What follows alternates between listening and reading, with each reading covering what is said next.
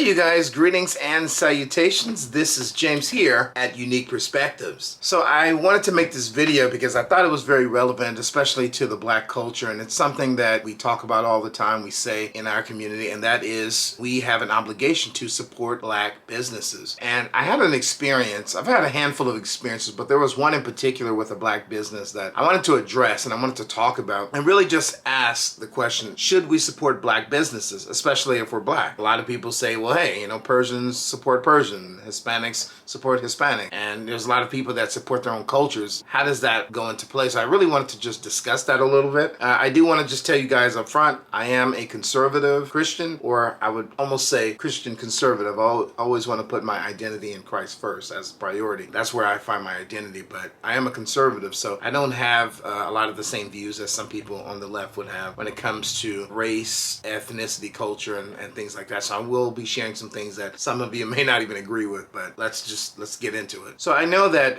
just off top, there are a lot of facts regarding black businesses and things like that. I do want to encourage you guys to like and subscribe. I would appreciate your support. On second thought, I'm not entirely sure how many of you are going to actually enjoy this video, but I'm going to still do it anyway. But yeah, I'm pretty much making this video because this is a very common idea propagated in the black community that we should be supporting black businesses.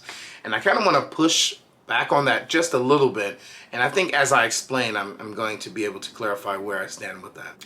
I do want to share a few random facts about black businesses in the United States. So I'm going to just read off a few points with you guys and just kind of make some comments, just a few points, just facts that maybe you guys may not have known about. I believe the facts that I have here is from, I believe it's from DallasGazette.com, so it addresses just facts about black businesses. So before I get into my points and my story, I want to just share some facts about black businesses in the United States. So one fact is, and this is just our first fact about black businesses, is that the highest ratio of black-owned businesses is in Washington, D.C., where 28% of all businesses there are owned by African Americans. So I actually think that's pretty cool. I did not know that. I did not know Washington, D.C. was actually where there are the most black businesses. So that's actually pretty cool. The second fact is the second highest ratio of black-owned businesses is in the state of Georgia,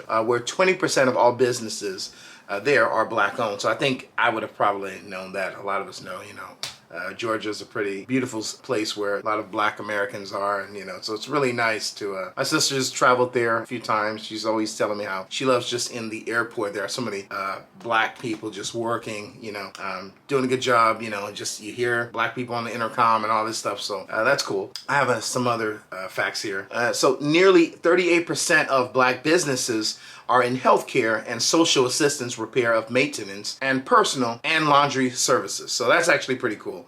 I didn't think I knew that. Another fact is African Americans make up 13% of the U.S. population, which I already knew that. However, only own about 7% of businesses. So that's actually very interesting, and that's pretty low for an entire culture. So that's, but yeah, I guess it makes sense. We're only 13%, so I guess that sort of makes sense, right? I just wanted to offer you guys those facts because I think it's really important to just keep up with different types of facts regarding black businesses. Personally, I support black businesses. I support every business as long as they're competent. That's my thing. I really don't think that it's a wise idea to support anyone just because of their culture or the color of their skin and not really ask yourself, is this person competent? Is this person prepared to actually carry out what it is I need for them to do at their business? If I'm going to a restaurant, I expect for that cheeseburger or that barbecue or whatever to be prepared properly. And I think it really defeats the purpose if you're trying to support somebody based on their skin tone and they cannot get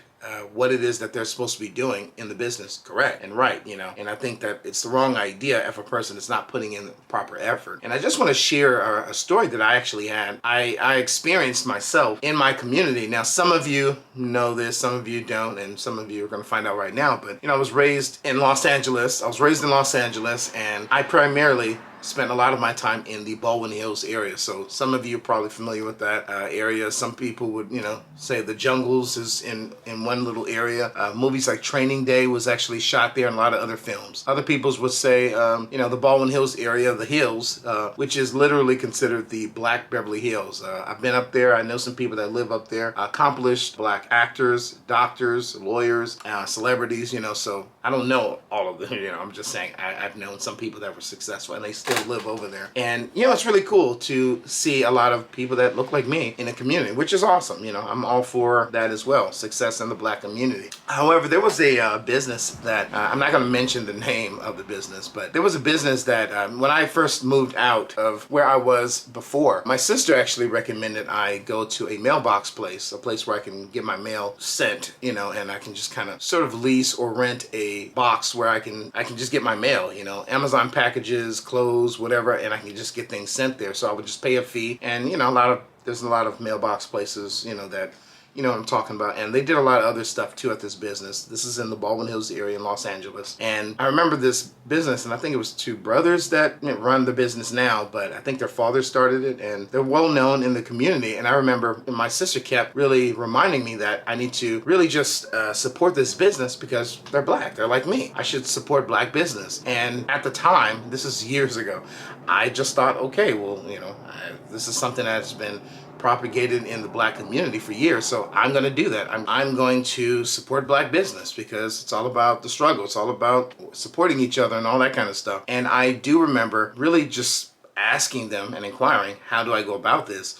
And I remember eventually paying a fee and wasn't given a key because they were having some mishaps, but they did tell me and assure me that they could actually, behind the counter, they can go into the mailbox for me and just get my mail for me until they have a key, prepared for me. And I remember for the 2 to 3 months that I had them, not once was the key ever given to me. And this was a Black business. This is a place that is well known in the Baldwin Hills area. So some of you who are familiar with this area probably know what business I'm talking about. I'm not trying to throw them out. I'm not trying to insult them or anything like that, but I just want to acknowledge that this is something that happened to me, and this was my experience. It should be shared. But it seemed like after this situation, I just faced a lot of different challenges, I think one of the most embarrassing things that happened was I remember getting some type of notification from Amazon that I received a package. So I was very relieved that I received a package. So I was actually on my way after work, LA traffic, fighting through the traffic and all this stuff just to get to this place so I can get my Amazon package. And I remember I was, I made it to the place. It was they're about to almost close because I think they closed in sometime in the evening time. And, the guy that runs the place was there by himself, and he had a box in his hand, and he actually, was going to his car. And I said, oh, hey, my name is James. I have a box here, mail area here, but, I guess you guys haven't given me the key. So I just need to, I received an Amazon package according to my notification. And I gave him my name, and he seen that the box that he actually had, in his hand that he was going to the car with, he was actually prepared to send it back. I was confused why he was prepared to send my package back. He made it seem like he didn't see what box I had. It was just very confusing. And I do remember over time, I started to get very annoyed because it seemed like there was always some weird episode going on every time I went to this business. And I went there maybe twice a week for 2-3 months. And it just seemed like they were just very negligent with every single thing that they were doing. And even if there was another person behind the counter working, it was always some type of weird, strange debacle. They were very inconsistent, unprofessional, and they really tried to work with me, but it just seemed like they didn't really care. They had a nonchalant attitude when it came to their work ethics. Right at that moment, after about 90 days of dealing with this, I just decided to walk away and stop paying, and I just kind of closed it, or I don't even know if they really officially had a row box for me in the area, because it just seemed like there was always some type of, I was losing mail all the time, or other people's mail was in my box, and it was really just very chaotic and dysfunctional. But right at that point, I realized that it really wasn't about the color of somebody's skin and their culture, ethnicity, whatever you want to say, but it was really about, I need people that is actually going to carry out the job that I need for them to do. I mean, I remember at one point, my box location at this facility was actually being moved all the time. So every other week, it seemed like my box was in a different location. And I don't know what was going on. It was very chaotic, like I said, but it really demonstrated like a very poor work ethics in my opinion. Overall, I almost want to say like a lot of the employees were always distracted, and honestly, I don't know how they even remain even to this day in business.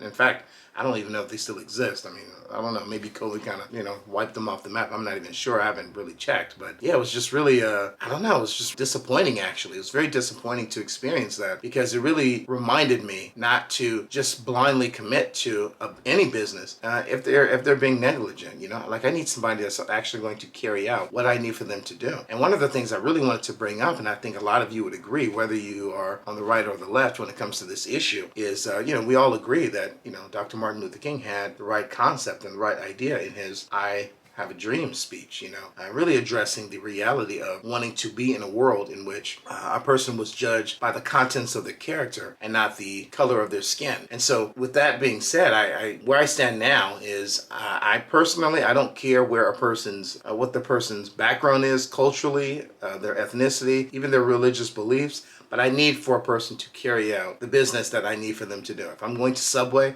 I need for the person to prepare the sandwich properly. It doesn't matter what their culture is. It doesn't matter what their background is. But I need for them to do that and do it in a sanitary way. If it's, I'm going to the bank, I need the same thing. I need my banking to be done properly and professionally, and it could be a clothing store. It could be I'm going to Target. It could be all sorts of things. But I really don't care for at this point, and this is years ago, this whole experience, but it really just forced me to stop blindly saying, hey, let me just blindly support a business just because of their culture. For me, I care about work ethics. I care about their code of conduct. I care about what type of work ethics do they actually demonstrate when they're the stuff that actually matters. So if anything, I really want to encourage you guys to reevaluate your thoughts when it comes to black business or any business. I'm all for, supporting somebody initially, but if a person or a group or a company is displaying that they are negligent, that they are not interested in accommodating their clients, their consumers, and being more attentive to the needs of, the people that are paying them, and keeping them and maintaining, their livelihood, I really don't think that we should support a business. So do I think we should support black business? Absolutely. But if they're being negligent, then leave them alone. Okay? And that applies for Persian businesses and, white Caucasian business and whatever else. But it's about work ethics and the contents of your character, not the color of your skin. Guys, God bless you guys. Thank you very much for listening to my little rant. And please like and subscribe. And if you have any thoughts, please hit me up. I would love to hear what you have to say about this topic. Take care and peace. Bye.